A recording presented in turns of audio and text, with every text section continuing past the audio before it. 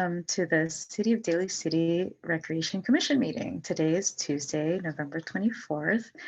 Visit Daly City's virtual meeting website to watch the live stream of the Recreation Commission meeting and submit comment on agenda items all in one place online. bit.ly/Daly City November 24. Please note the virtual meeting website will only be available during the meeting at this time.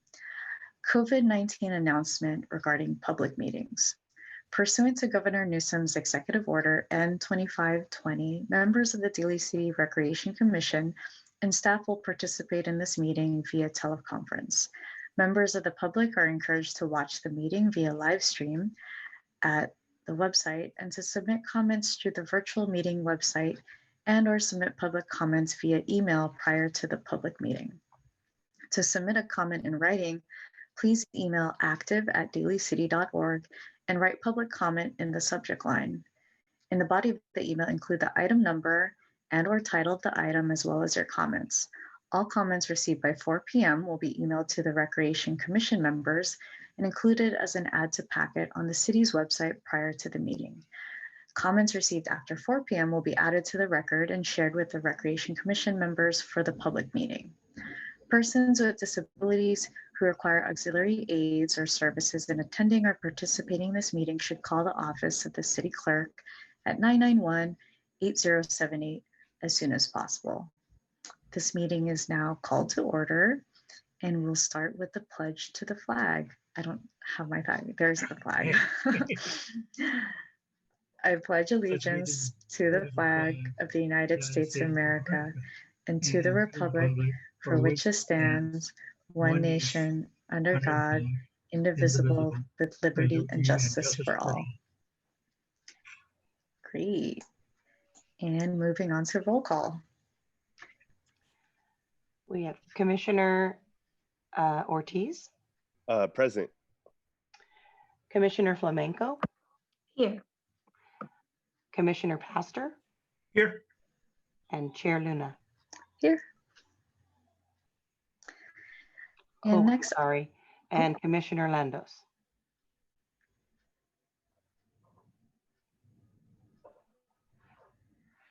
And moving on to the approval of tonight's agenda. Do we have a motion to approve tonight's agenda? I wanted to have a request about the approval of the agenda. At the end of the minute, it says in the last part of the announcement, when it's talk about a $1 million endowment was given from the British family to the city of Daly City. And at the end, we talk about reaching out to the community for possibilities such as new basketball court, and talks can be made about a safe skate space. So my request is if we can, maybe instead of saying talks can be made about the safe skate space, my connection was really bad that meeting. But I wonder if we can, maybe instead of talks can be made, can we request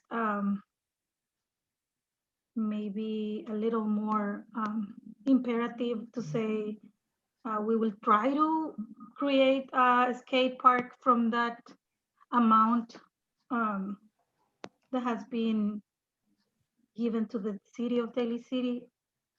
What do you guys approve in that?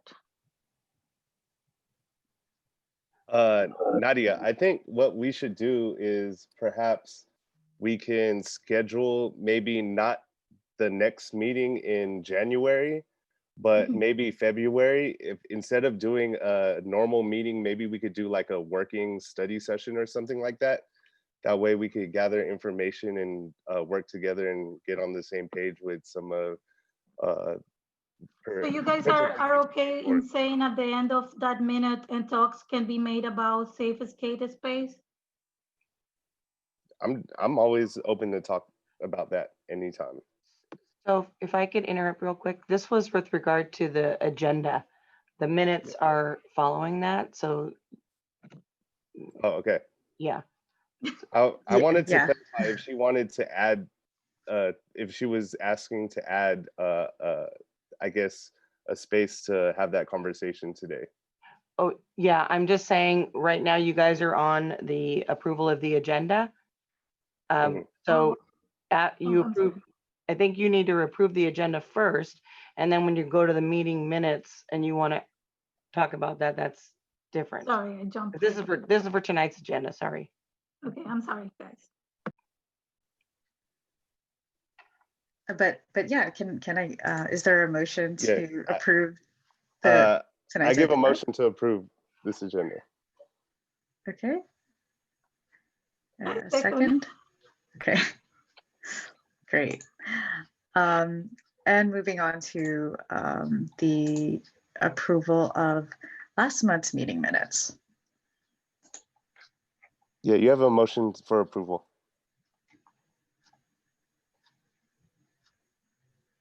A sec, do we have a second? Okay, under a motion to second the minutes with the additional clarification that Nadia had mentioned a moment ago. And to clarify that, Nadia, were you looking to have us open a topic point for sites to be considered to apply those donations? Is that what you're referring to? Sure. I mean, it just said at the end, it says, and talks can be made about a safe escape space. And like Commissioner Ortiz was mentioning, that we can maybe made a special point. I don't know, how can we clarify that? I think during the commissioner's report, we could have a discuss. We'll be open to have discussion about it. But I think if we had some sort of study session for us to work together, I think we could bring something more formal to the table. Especially right now, it's a lot of ideas working. So I think until we have that type of space, like I know we mentioned it in the meeting last month to have it on the agenda, and even though it's not on the agenda, I'm sure we could have a small discussion about it, but I would like to have like a lengthy study session so we could kind of get more details together, and then perhaps we could bring it onto the agenda with a more formal presentation.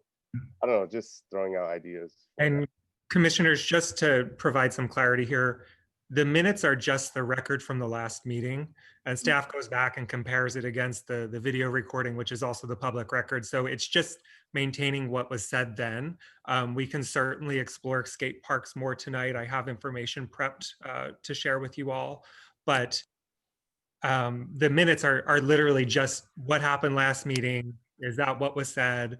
If there's an issue with what specifically was said, if we didn't capture that right, then we can, you could make a motion to change that and make it more accurate. But staff goes back and, watches the video and kind of, Okay. Thank you for the clarification, Stephen. Thank you. Thank you. Thank you. So yeah, next up, we have our director's reports. Thank you very much. So tonight we're doing a recap of sorts. One is an information share with regard to the aquatics program and where we're at with that on the start, and potentially quick end or pause due to the color tier change from orange to red. So I am going to turn over the conversation to the Senior Recreation Services Supervisor, Romeo Benson. Good evening, everyone. Please be patient with me here in regards to sharing my screen and whatnot. Right. Can everyone see that clearly? Yes. All right. And can everyone hear me? Yes. Yes. All right. So let me just give you a quick reminder in regards to aquatics. Programming prior to COVID-19, that at Geomonopol, it seems so long already, we used to provide swim lessons, recreation swim, lap swim, recreation and private pool parties, spring and summer camps, American Red Cross courses, and we also provided swim team practice and swim meets for the Daly City Dolphins. So like many of our facilities and programs, as of March 9, 2020, in response to the San Mateo County shelter-in-place order, we were closed. I think it was that week we had already went ahead and started providing refunds, putting up signage, social media posts, public service announcements, what direction they would take to go ahead and request their refunds, or what the city or what Giamono was doing at that time. As of right now, the County of San Mateo color status allows outdoor pools at the level red. I just want you to quickly remind you that, for the indoor pools, it was to open in orange. Just a quick reminder, just keep that in note, please. On October 12, 2020, it was approved by the City Council to change the fee for individual lap swim at Giamono Pool from $6 to $10.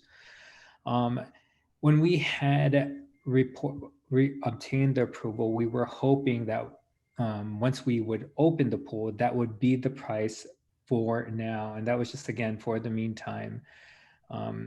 When we would be able to open the pool, well, again, we would be changing the price to $10. But then when we went back to normal programming, it would be returned to $6.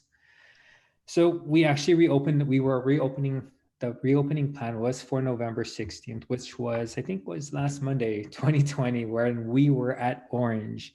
And we would open with safety modifications. And when we reported it to the council, we provided a good amount of the safety modifications. And I'm gonna quickly update you in regards to some of those modifications. Those modifications included only one swimmer per lane to maintain social distancing, online registration for 30-minute slots, and a swim and go policy strictly enforced. Now, you guys are probably wondering why am I not talking about lessons, recreation, swim, and so forth?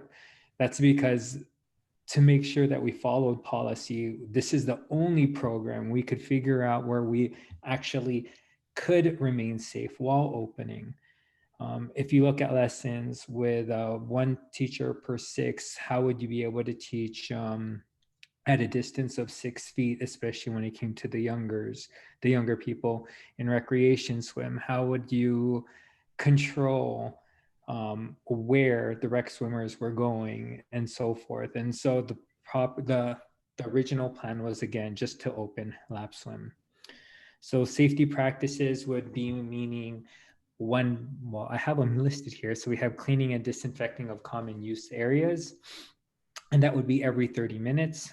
Closure of multiple areas, that means there's no showers, no bathrooms, only for emergencies, no locker rooms, no balconies, no pool party room, and no hot tub, and no shared equipment, meaning the fact that all participants would have to bring their own kickboard, if anything. And that's where, when I use the word swim and go, literally a lap swimmer would come in, show that they had registered, would go to a lane, jump in the water, with their mask on and everything. They go to the lane line, they take off their mask prior to jumping in the water. They swim for 30 minutes. They're told that their time is over, and immediately, right on deck, they would dry wipe themselves and throw on a sweater and go.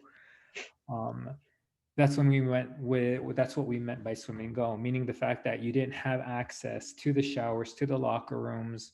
All you did was just swim at the pool. So current red status, again, we did open on November 16, and we did have swimmers come to the pool. Unfortunately, the following day, which was November 17, we had changed to red tier. And at the red, we had to close the pool once again. And let me give you an example. So like, for example, Oceana Pool, they have 2 pools. They remained open at Oceana. I'm sorry, Pacifica has 2 pools. At Oceana, they had opened on November 6th. They were open. They just transferred all their swimmers to Terra Nova, which is an outdoor pool. So in this case, we don't have an outdoor pool. So of course, we had to close down and issue refunds to our swimmers. At this time, our updates are provided to our swimmers via Facebook, Instagram, Nextdoor, and we email directly our swimmers via active email. And that's pretty much it in regards to aquatics. Everybody's fully up to date. The school district, along with Daly City Dolphins and our department itself. Does the commission have any questions as of this time for aquatics? I do. Do you guys have an idea of a strategy to reopen? As of right now, the way we ran, I guess though we were open for one day, that nothing went wrong, unfortunately. I mean, fortunately, everything went right. It's just, again, the color tier had changed. What we were hoping to do was, after 1 month, if we had remained open, we were going to meet with our team and decide whether or not how it would look like in the future if DCD had joined us. Because with DCD, we still had control in regards to the safety, the distance between the swimmers and so forth. When it comes to lessons and recreation swim, there is no control unless we do private swimming upper level, where we could have the teacher teach on deck and the swimmers stay in the water, one in each lane. But with that in mind, the cost itself, a lot of the programming would have to be subsidized by the city. But with the lap swim and with the change fees, we're at least able to subsidize. Our subsidy wouldn't be as much, sorry. Because I think, COVID is here to stay. And one thing, I took a course about COVID compliance officer, and for example, we recommend testing. Obviously, it's necessary if we want to reopen, and we are providing testing to the city that is free. So for some options can be, the teachers, and they can be getting tested twice a week, and the people that are coming to the swimming pool getting tested twice a week, and then that gives a less percentage, and then we can keep track of who gets COVID, and then we can isolate that group in particular to try to adjust and go back to our normal life, So I do recommend, I don't know if it's a possibility to start finding ways, how can we reopen everything, but by tracking testing people. Like I work for the film industry, and one thing that they have provided is testing. All the crew and cast have been getting tested. I was on a shoot working just 3 days, but I got tested 7 times. But I'm just saying, to continue working, at least the city is providing a lot of free testing. Maybe we can, I don't know, start looking at ways of to reopen in a safe way everything by getting tested, the community, the teachers, everybody, So maybe. Commissioner Flamenco, the reason that we had to close down was because we transitioned into the red tier, which all indoor pool activity had to cease at that time. We are ready and are in place for when we transition, hopefully back into the orange, and then we will open up safely as we did on the 16th of November. But currently, because of the health order, we cannot open our pool. Yeah, and now the big wave is coming back. We know that, but I'm just saying maybe we can start thinking of strategies to open next year, 2021. Oh, we are thinking forward for sure. And we have been waiting for a while to even get to that point of opening for the lap swim. And once we hit the orange, we allowed the 2-week transition period. And then we started back up on the 16th, only to then be impacted when the state turned our color to red. So Yes. That's the only reason. We're ready and able to get going. It's just we have to Mhm. abide by the rules of the state. So, and just to add on to that, Denise, the county of San Mateo, if you remember back at the start of the pandemic, they were issuing health orders and regulations that were specific to our county. Now they're aligned with the state's, it's called the Blueprint for a Safer Economy. It's basically the state's reopening plan, and that's that color-coded 4-tier system. And so we unfortunately have rolled back into the red, more restrictive tier, and it's likely that we'll be rolling back into the purple, most restrictive tier, very soon. Most of California is in that purple tier already. So those different tiers determine what types of activities we can actually open. And that example of the film industry, the governor actually recently allowed the film industry to get back into business. And so that's why that industry is up and running. But when we go back into the red, unfortunately, those types of indoor activities really get curtailed a lot, because we know that, COVID spreads more in an indoor setting. So the recreation divisions we're at the mercy of the state with this kind of reopening. But they're ready to go as soon as we hit the color, the tier that allows us to reopen. So it is what it is. Yeah. Just want to piggyback off what Steven said. And I think Denise mentioned it a little bit earlier too. When assuming we go back into the orange tier, let's say sometime relatively soon, you guys already have a plan for opening, because you guys already did it November 16th for the lap swim. Denise mentioned a 2-week period before opening. Since you guys already have the structure in place and you actually got to do 1 day of lap swim and you kind of see how it is, are you guys able to launch right away once it hits the orange tier, or do you have to have a period?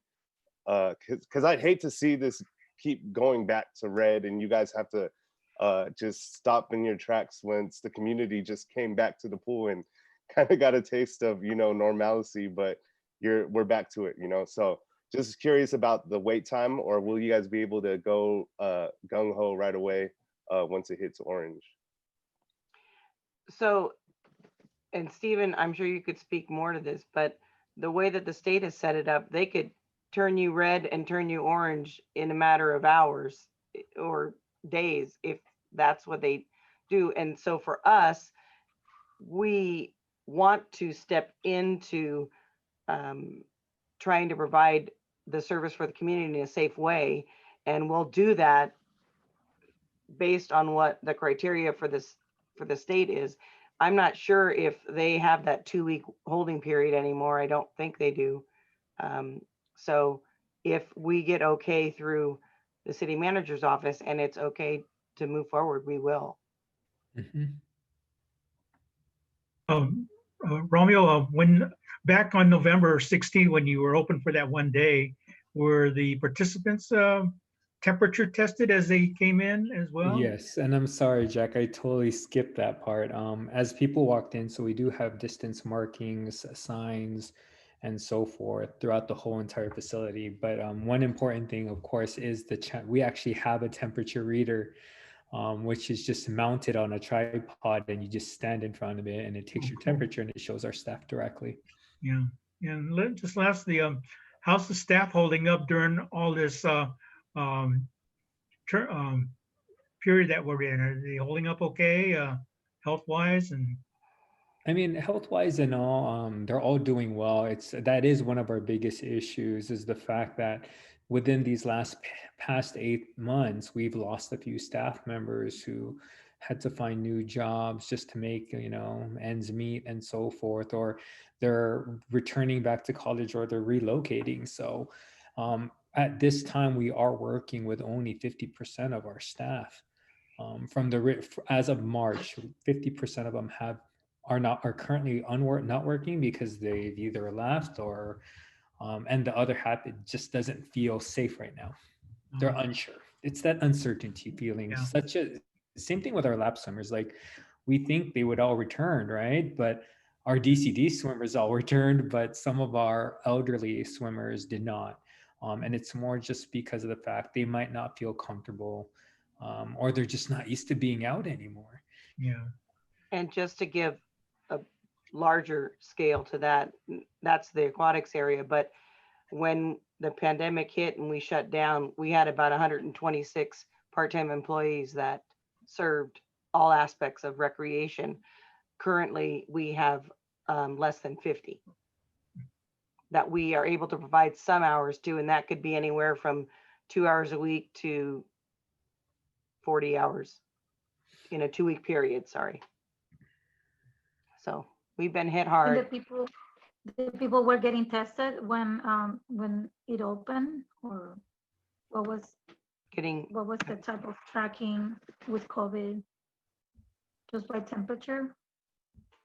we have temperature checks, but there was, if we don't have a scare of any kind, then we haven't done anything but do what our daily tasks are and make sure that we're wearing our PPEs and following all the health orders. Thank you, Romeo. So next we have, if I'm able to go forward here, a recap of the Kasayahan sa Daly City. It was the first of the virtual events, the largest event. So I'm going to turn it back over to Romeo, because if you've not heard him, you just want to keep listening to him because he kind of soothes you. Where's that? All right.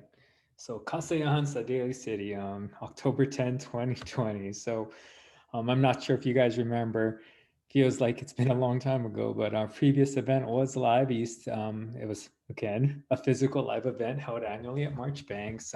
We had live entertainment, including demonstrations, dancers, musicians, and headliners. We had food trucks, around 4 to 5 food trucks every year, a beer garden, information booths and vendors, which were like a total of almost 55 to 60. A family fun zone that included jumpers, activities, arts and crafts, and so forth. And we had a number of sponsors to assist us with the expenses also. So the virtual event. So the virtual event was held again on October 10, 2020 on YouTube, Facebook, and Kumu. If you guys had joined us, I'm not quite sure if you guys had saw, we actually had issues.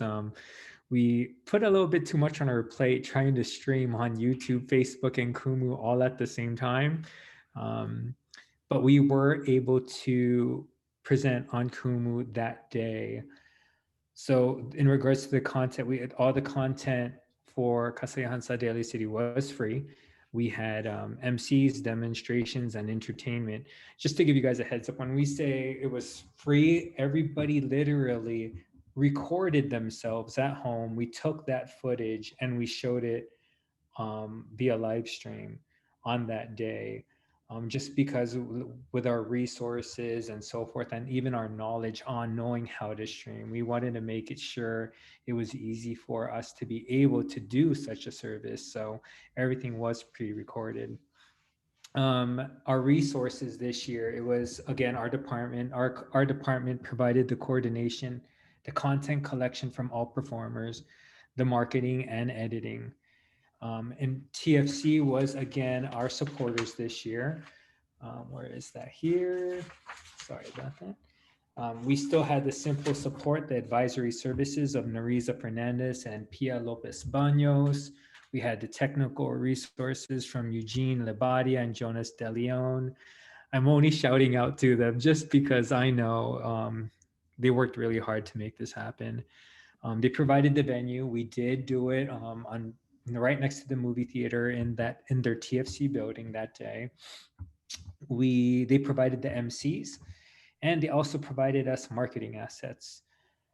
Kumu, I'm not sure if you guys know what Kumu is. It's a new platform. It's a social media platform. If I had to describe it in a few words, it's a mixture of Netflix, a mixture of TikTok, Facebook, and YouTube all in one. They provided us the marketing assets and technical resources.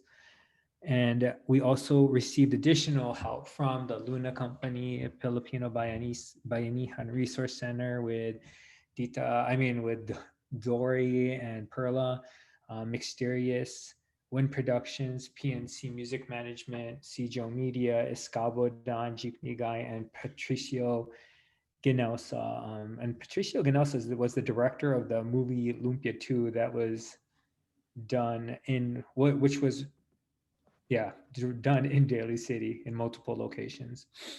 Lumpia? So demonstrations and shout outs. So basically we didn't want to change the event. Our view was basically to take the whole entire physical event and bring it virtual.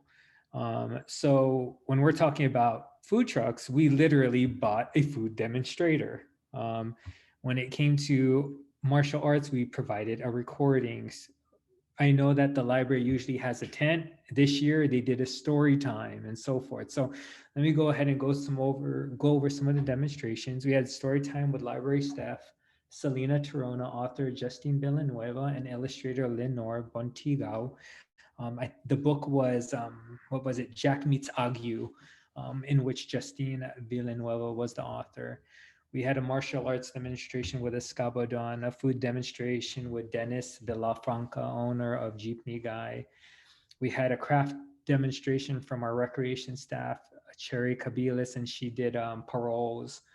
We had an exclusive preview in replacement for our silent movie at the event. We had the exclusive preview of Lumpia 2.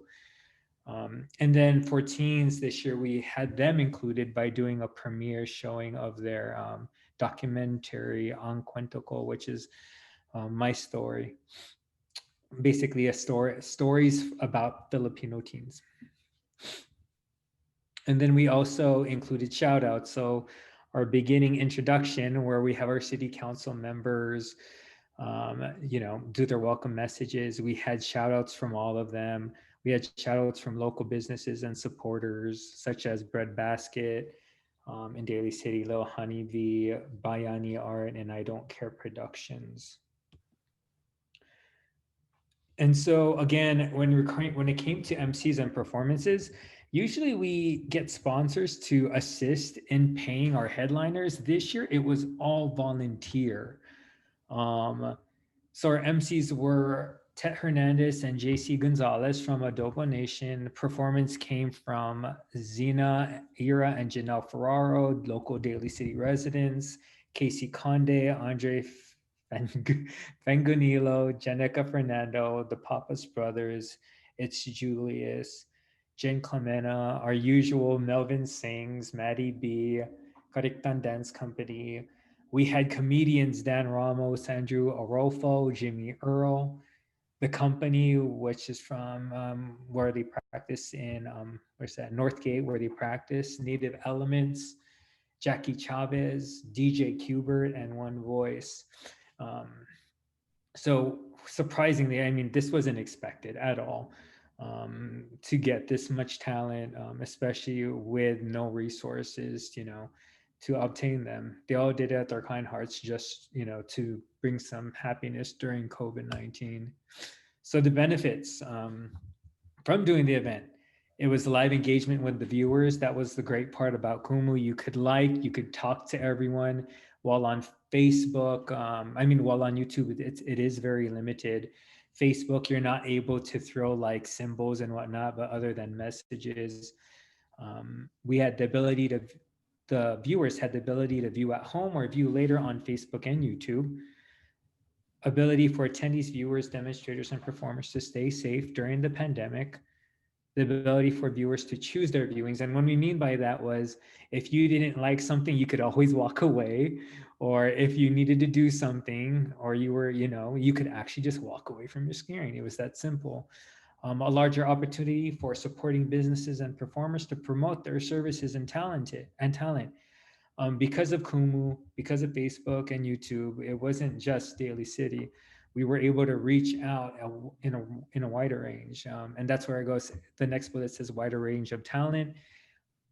The great part here was this wasn't all local talent this year.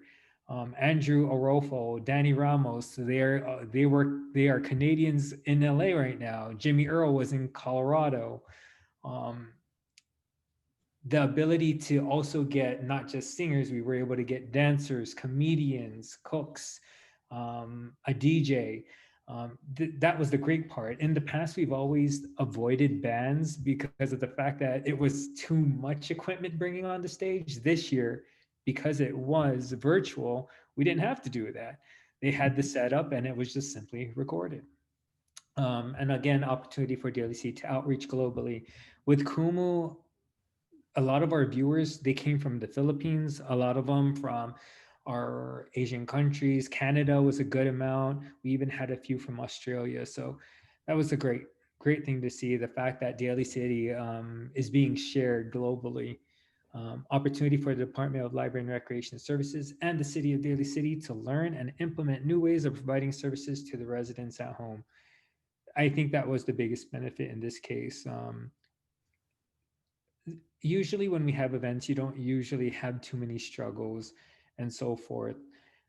This one, I'm going to tell you, for 2 hours, my heart was beating rapidly, and Denise knows it. From failing to go live, I mean, from on the prep day before everything went well, 1 hour prior to the event, everything just went not 10% bad. It went all bad. Everything dropped. And so it was a ton of lessons learned.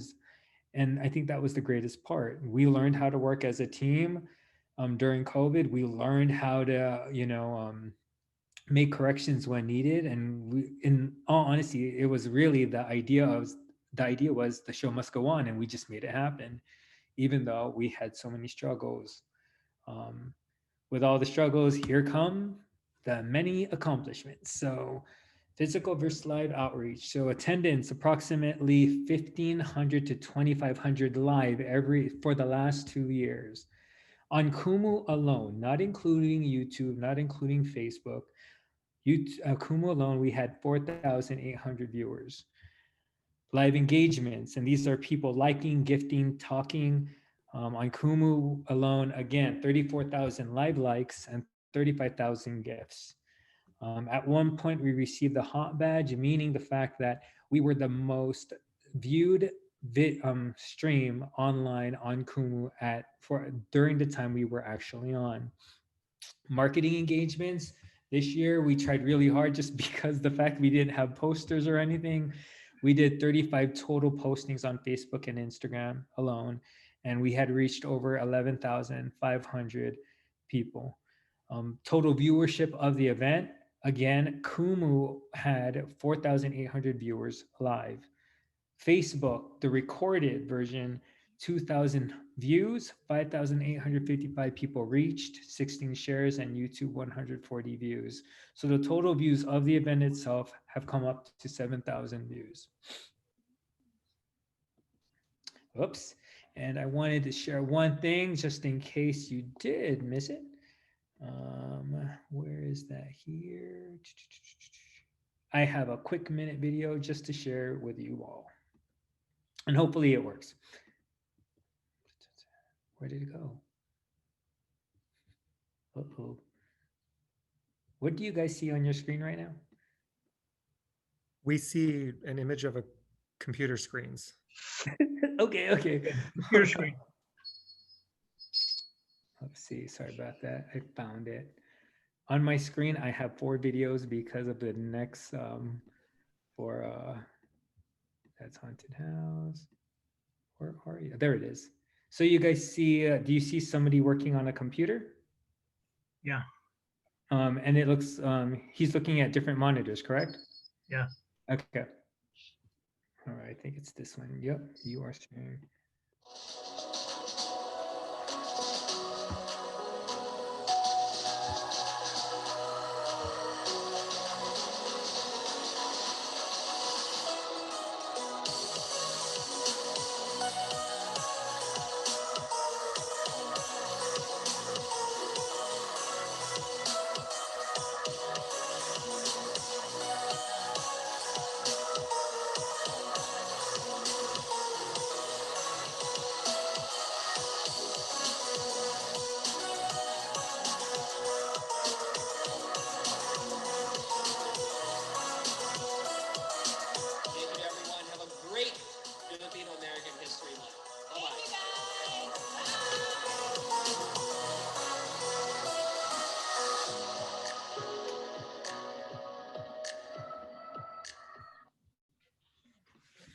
you go. If you did miss the event, there's your quick recap.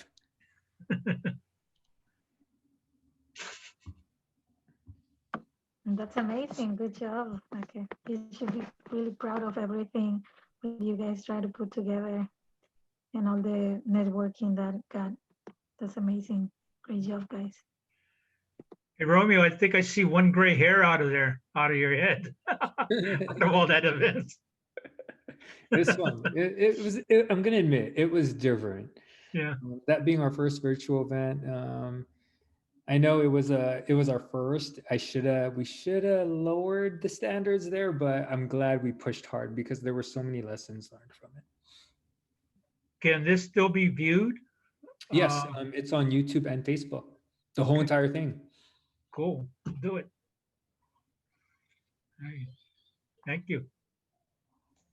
Thank you. Congratulations. I know that virtual events are just a whole different beast. And so, but it's exciting just to know that there's so many possibilities on like growing that or doing more in the future. So, and just thinking about hybrid events too in the future, I'm sure you're thinking about. So this is a great start. We just need someone how to stream now.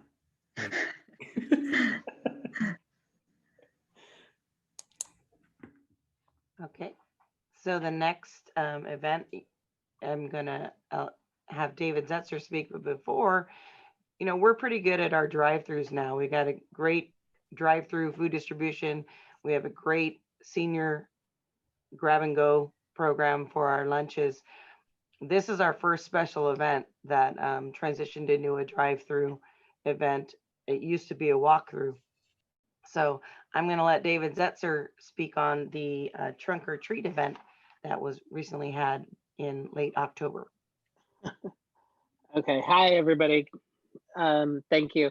So, yeah, with COVID, we really did have to switch out to alternative events. That's what I'm calling it, alternative events.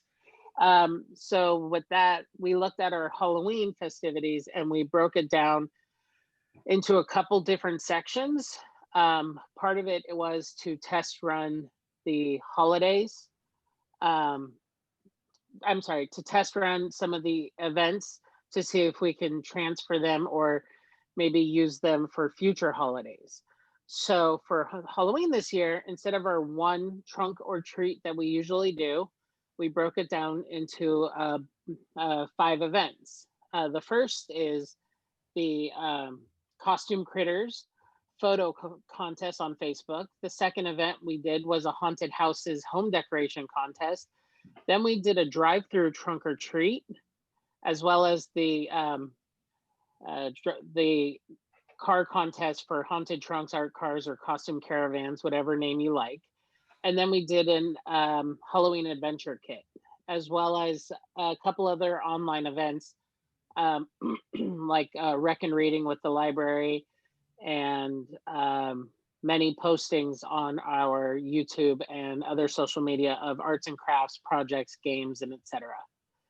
So the first event is the costume critters. It was really fun.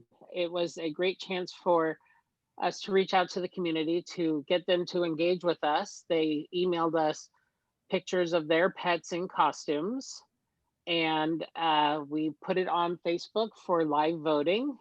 Yeah,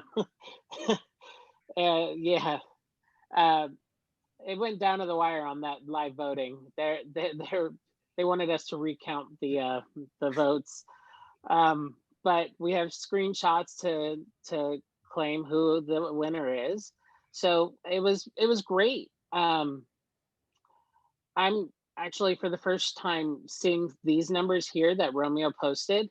The people reached through Facebook was over 14, is that 1,000? Yes, it is.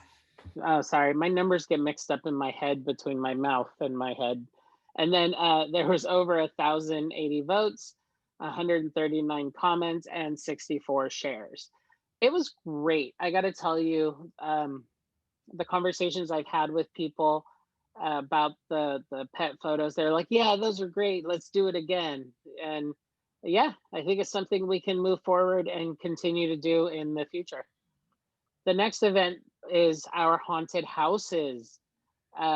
We had 10 entries, and me and Christopher Joe, who does most of the video editing on a lot of the videos we do, drove around all the houses, checked them all out. Some of them were amazing. I went out on actual Halloween to give them the winners trophies, and they had live actors on the roof. Uh, so it it blew my mind how many people really got into the holiday this year. And some of them said they'd never even decorated their house before, but they felt this is the year they wanted to decorate and make it a festive holiday. We had the participants register through Active so we can kind of track them and make sure that we have a way to contact them and no loose ends. And then everybody that sat on the committee for all of the Halloween events voted over the winners. And first place was the scariest house in Westlake. And second place was another house in the Westlake area, but it's Frightened on Fairway. We'll be showing a short video, right? Yes. Would you like me to Okay. share that now? Yeah, why don't we show that one right now? Okay.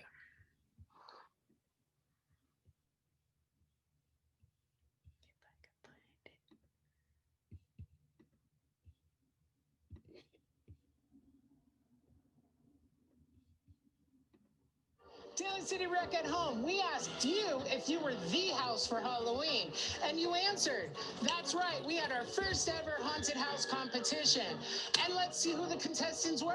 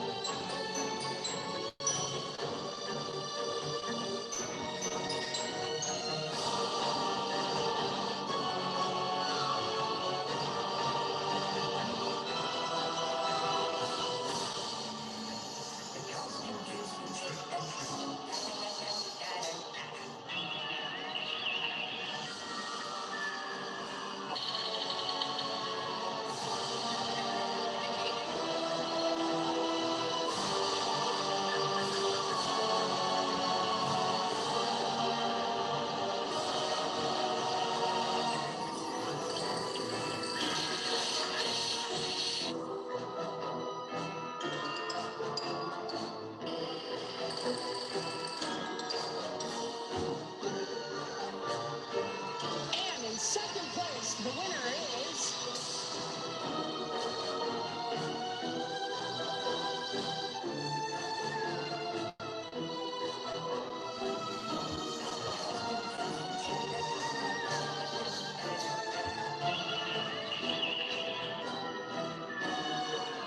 And in first place, the winner is, drumroll please,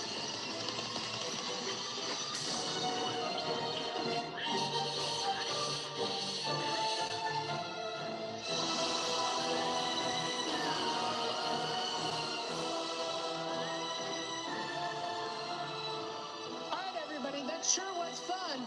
Make sure to come back in the winter time for our Frosty Fest house decorating competition. Until then, make sure to stay safe and have fun! Oh, you played it all the way to the end on purpose. Yeah, dude. Okay, so as I said in the end of that video, we found that we've been meeting for all of the holiday events since September, working on adjusting them for the new programming, the alternate events. So as you saw in there, we had a great participation, and we are already going to move forward and have the do a winter holiday one. So registration is going to be opening this Friday on Active. So if you're listening and your house is going to be full of Christmas lights or excuse me, holiday lights, or however you want to decorate your house, enter the contest. All right. Now I'm going to move forward talking about our Halloween adventure kit. So what an adventure kit is, well, a little history.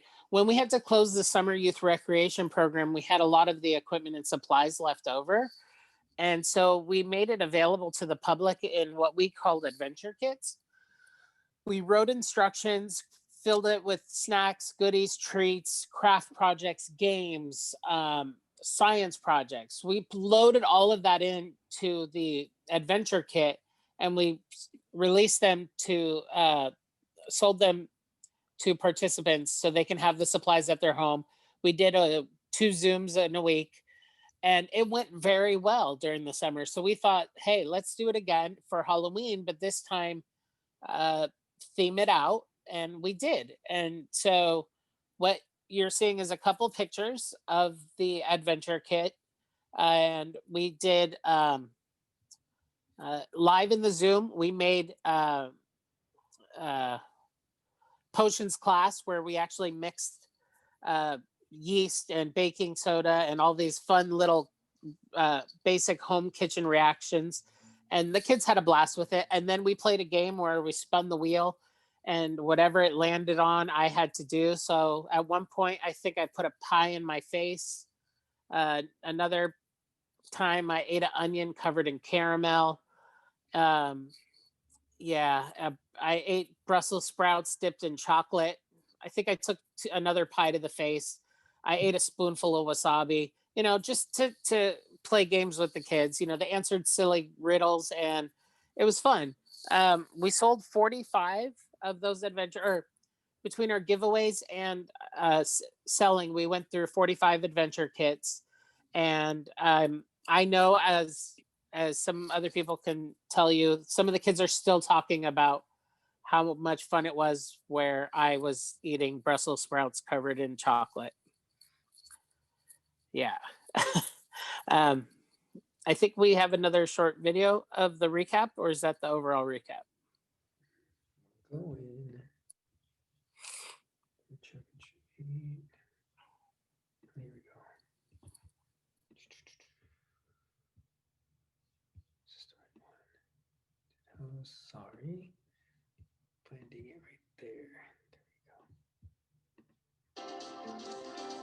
we go. Oops, sorry.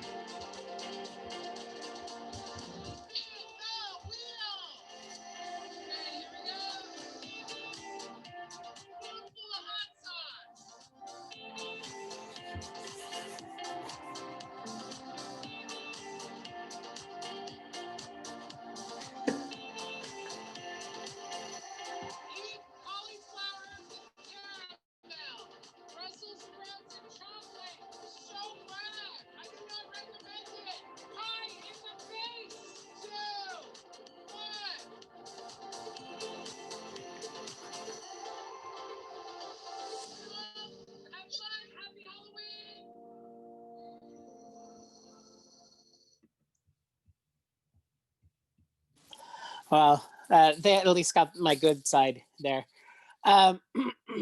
So how Romeo was saying when he was talking about the Kasiyahan event, how we practiced and then were able to do, the Halloween adventure kit worked out really good. So we are going to be also moving into the winter season as part of our Frosty Fest, and combining with the Daly Fun staff to come out with a Frosty Fest 2020 winter break adventure kit.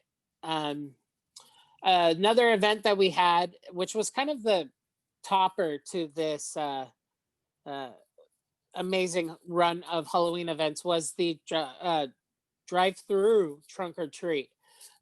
We had 22 decorated cars that included community members, Department of Water Wastewater, the Daly City Police Department, North County Fire, as well as probably 12 recreation staff showed up with their cars to root on the community. We had about 500 people pre-registered for the event and 340 show up. The event donations that we asked for the community came through in the form of cash donations when they signed up to register, a mailing letter campaign. Some people just dropped off tons and tons of candy for us to use and give away. And I think we raised almost over $1,000 in donations for this event. So that was very good. And it was a lot of fun. The kids drove through, everybody sat there and waved.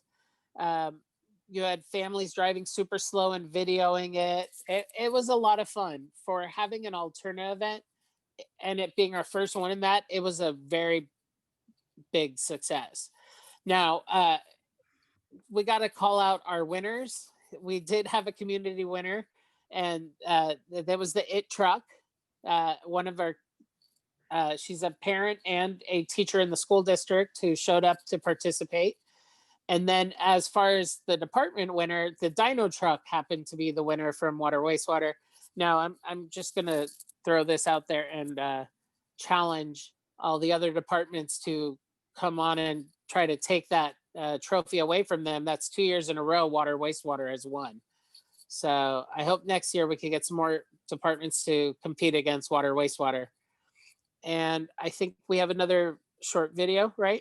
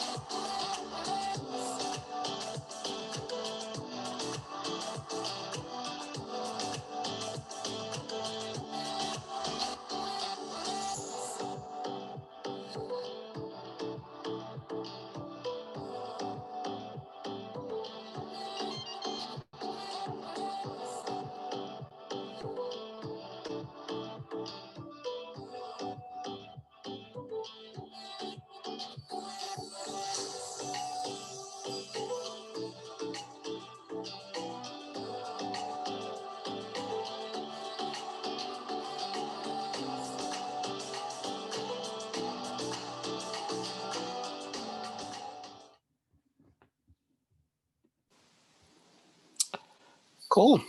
So all of the videos that you've seen, you can go through our social media and find all the videos in their entirety or without the lag if we're having that. So please make sure to like, follow, and subscribe on all the social medias, and then go at your leisure to watch them all so you can see that. And because I know on my end over here it was a little laggy, but they are there. They're there for you to watch and make a comment, like, and let us know how you think we're doing. I think you guys are doing amazing. Thank you, David, for your energy and your commitment to the community, to Romeo and Denise too. I had the opportunity to go to the drive-through trick or treat, and as I experienced, my kids were really sad, and they were just dressed up for the school sit down. And I remember there was this event, and I was able to join, and it gave them a little bit of satisfaction during this pandemic. So I really appreciate what you guys are doing for the community during this time, and try to bring a little happiness. Thank you so much for your work. Thank you. Thank you. Thank you. Thank you, David. And Romeo, during these crazy times that we've gone through these past 9 or so months, it's nice to see some energy and creativity to get the kids outdoors and the parents outdoors and bring a little bit more joy into their life than being cooped up indoors. So thanks to both of you.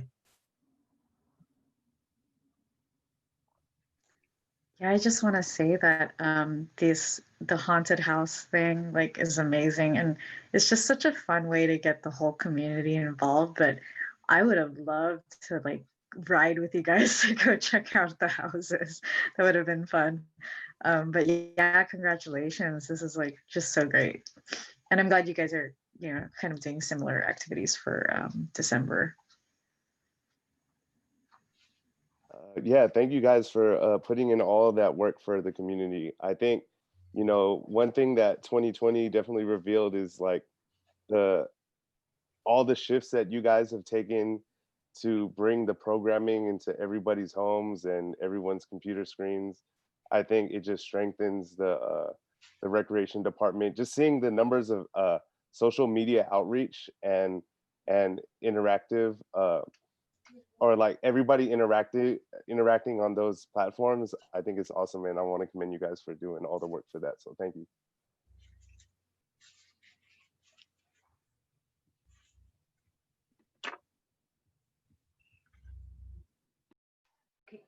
So Oh. with that, oh, I'm sorry. Go ahead, Jeff. Oh no, go ahead. Oh, sorry, Christina. With that, that ends our director's report. So I'll turn it back over to you guys. Thanks. We can move on to our commissioner's report. Does anyone have a report? Yeah, like No I said, I report went from to this. the trick or treat and I can see everybody, the organization there. It was everything really organized. It brought some distraction from the kids and happiness as well, and candies. And I saw all the hard work Romeo and David were putting together, and all the community as well, So it was interesting to see, even in this pandemic, we still try to gather together. And thank you for your creativity, ideas, and everything you guys did for everybody. Yeah, no director's report relating to the subject, but same question I posed to Romeo about the health of his staff and what have you. But to you, Denise, in the recreation department there, in your department, how's everyone's health holding up? Everyone doing health wise, getting through this crisis a-okay, or what's the update there? I think everyone is doing as best as they can be doing right now. I think everyone is trying to just do like we have been doing and putting the best program out there that we can, abiding by the different rules and such, but making sure that we're keeping what we need to do to get the programs going and keeping ourselves safe. And if anybody doesn't feel safe, they're more than welcome to step back and play a backseat role. But there are a lot of staff that I would call the unsung heroes that you may not see physically out and about, but they're behind the scenes doing what they need to do to make the job happen. David works with a committee that puts on the trunk or treat event, Romeo with the Kasayahan, and then our upcoming Winter Wonderland events, which I'll brief you about in the announcements. A lot of people are in the background, but they're all doing the job that they need to do and making it happen. So I'm very, very proud of our division for sure. Well, let them know that we thank them for all that they do and that they're staying healthy. And we're praying that we get, that all of us get through this pretty safely. Yeah. Thank you.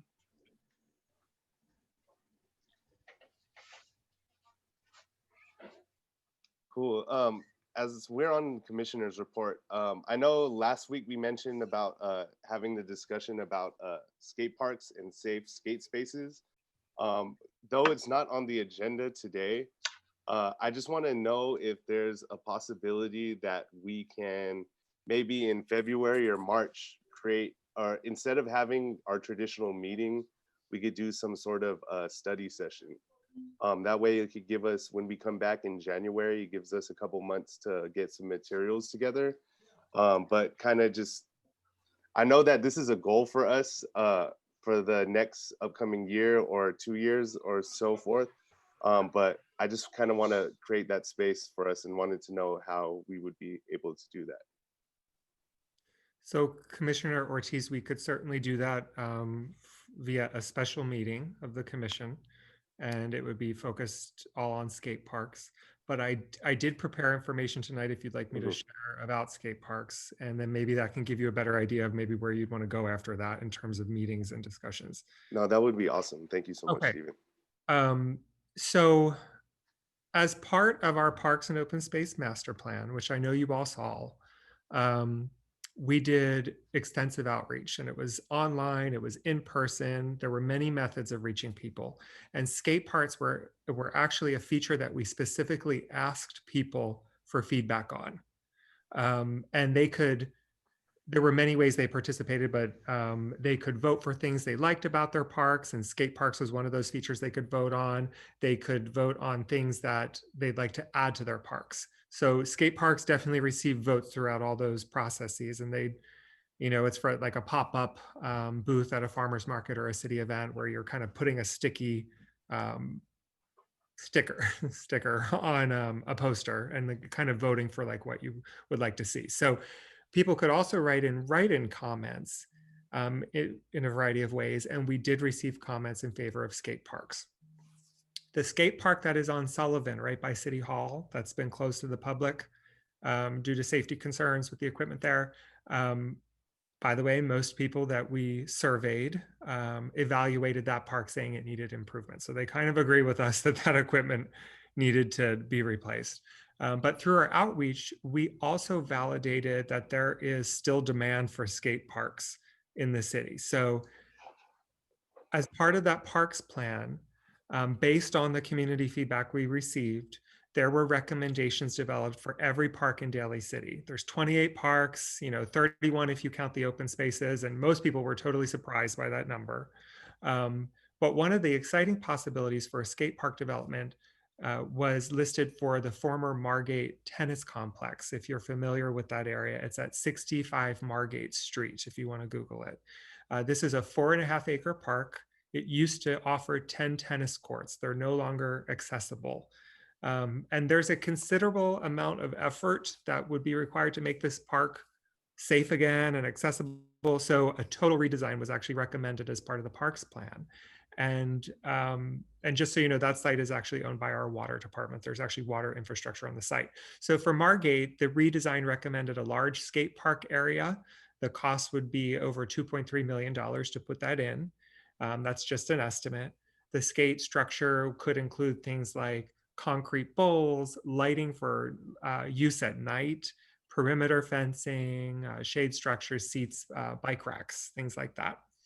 And an interesting part of this recommendation is that it links to another aspect of the master plan, and that is that we heard from teens in particular that they don't feel like they have a place to hang out where they're comfortable lingering. So it kind of has a multi-purpose goal. And the plan, the master plan, that's just the first step in reimagining the use of our parks. When we do embark on a major redesign, such as for Margate, we will definitely have another round of community outreach with plenty of opportunities for residents to be part of that redesign process. We're going to have to fine tune those recommended amenities a little more through that process. But overall, the parks plan, it is our solid map for the future. Over 2,500 people participated. There was a phone survey, a statistically valid phone survey. There was an online survey, an online pinnable map where people could place comments. There were pop-up booths at the farmers markets and city events, and there were stakeholder interviews and focus groups, and we also had regular meetings of our advisory committee. So that plan is the starting point. Skate parks are in that plan, and the Recreation Commission formally accepted it, as did our city council. We're definitely excited to keep moving forward with the park improvements. I know that Denise has already been in touch with our water department about Margate. And so we're really excited to get moving on that one in particular. And that is that one park that actually had that space for a skate park. So this could happen sooner than we ever thought could be possible, especially with some of that recent large sum of money that was donated to the recreation division. So once I think it actually might be a good idea that once we're at a place where we have an idea for Margate, if in terms of next steps, that maybe we can bring that to you then and discuss more, because that's actually the tangible skate park right there.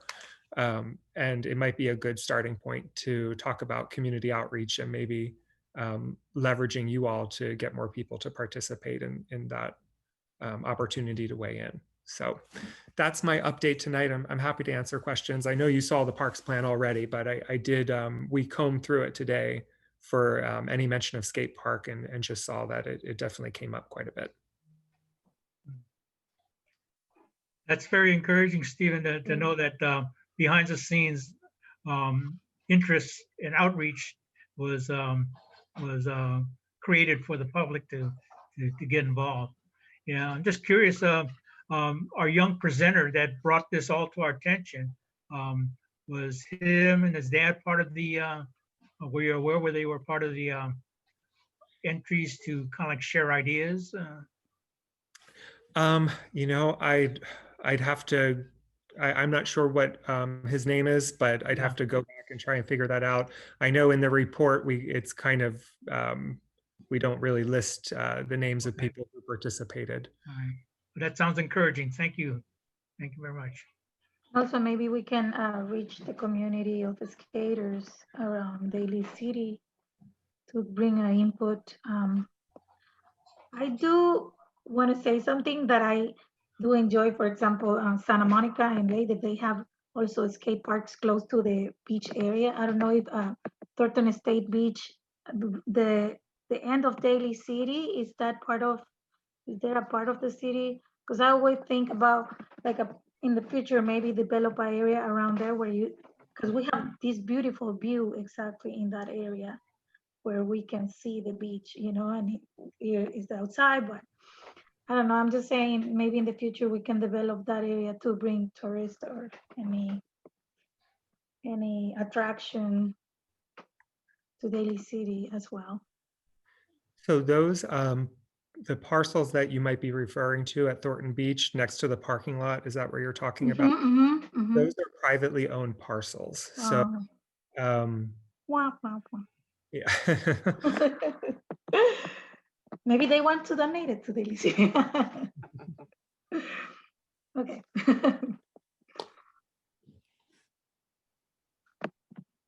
But thank you for the information. I think that's really excited for everybody. So I'm sure Denise will keep you updated as well on the latest developments at Margate, and then maybe early next year we can revisit this and see what you all want to do in terms of how to continue the discussion and with the commissioners, if that sounds good. Sounds good. Sounds good to me as well. Thank you. Okay, up next are announcements and communications. So I do in fact have some that I did not put on the agenda. The first one is we did our second sliced version, and it will be premiering on November 25th. So be checking out on Facebook. It was a revisit because people had to challenge people, and I had the laborious task of being one of the judges. It was so difficult to eat all that food, but I did my best job, and they did an amazing job. And so check it out on November 25th on our Facebook, Daly City Rec. And then the last piece is, and I emailed you all during the meeting, commissioners, our Frosty Fest 2020 that David kind of alluded to.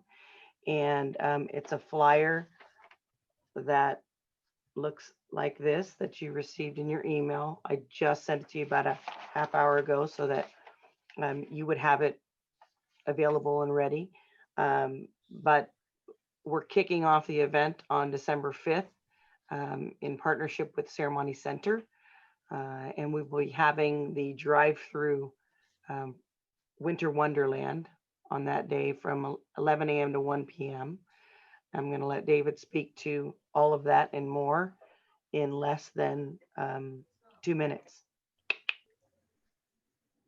Okay, so speak very slowly. Got it. At Ceremony, we are partnering with them. It will be a first come, first serve event through Ceremony. We are going to bust out with all of our inflatables, decorations, and costume characters.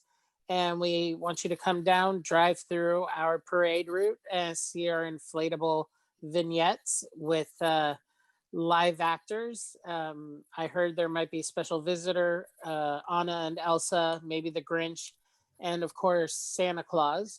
At the end of the at the end of the parade route, you'll park in front of, I'm hoping, the classic fire engine with Santa on top, and they'll take a Polaroid of you because let's see what is developing, I think is the theme, or let's see what develops in our partnership with Ceremony, and it's looking like it's going to be a good time.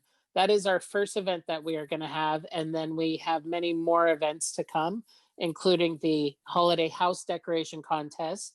We want to see those ugly sweaters, so we have a fun family photo. So send us your family photo and your ugly sweaters, and let's see how that turns out. We're gonna do the winter break adventure kit with the Daily Fun staff. We plan on having a couple special episodes of Rec and Reading, maybe definitely a teen sliced. That's right. We're going to take it to the teens. We're going to have a,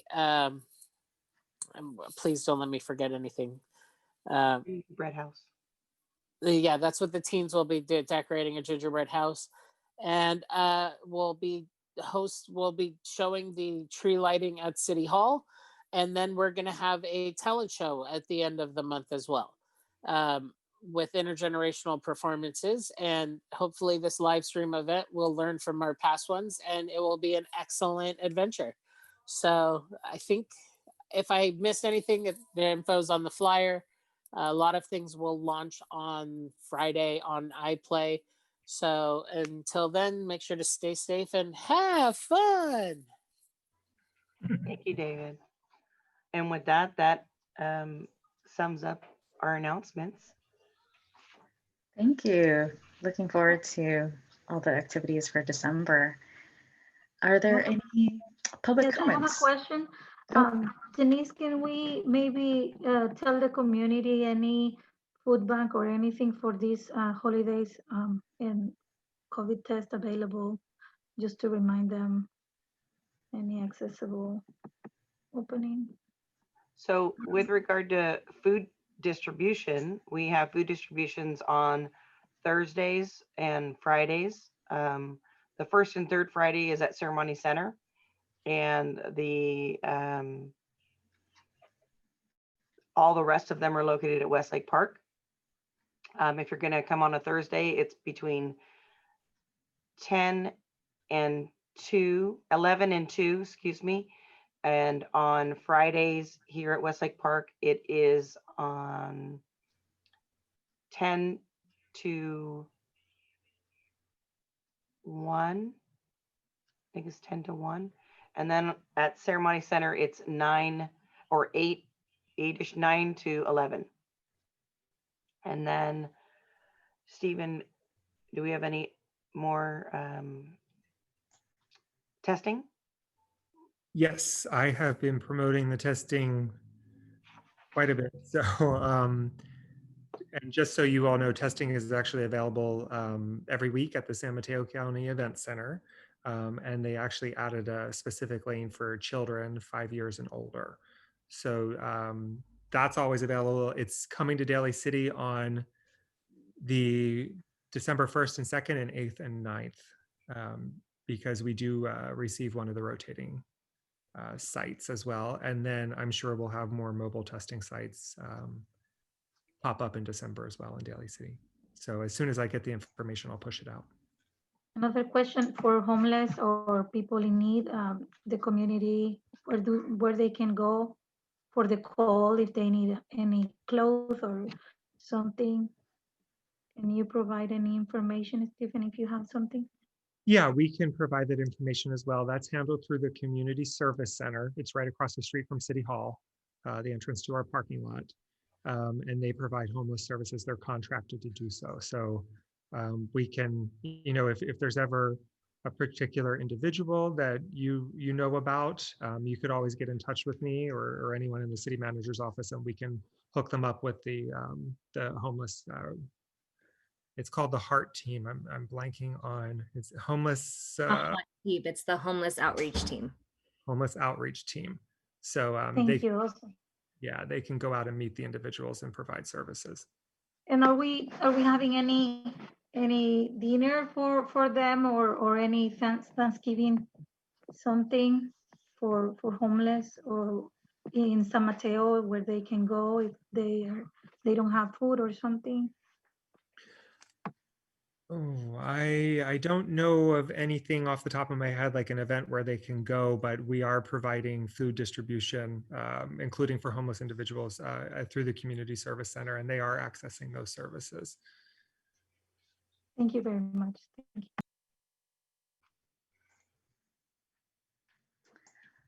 you. At this time, do we have any public comments?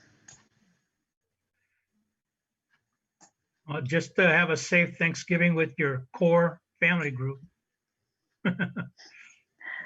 Yes.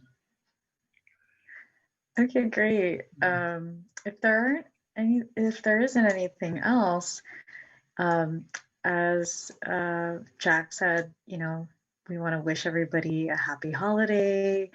This is our last meeting for the Recreation Commission for the year. So I want to wish everyone happy holidays, happy New Year, and our meeting is adjourned. Our next meeting is Tuesday, January 26, 2021. So I will see you then. Right. Happy Happy New holidays, Year. everyone. Stay Stay safe. Happy holidays. Happy Take care. Thanksgiving, everyone. Bye, everyone.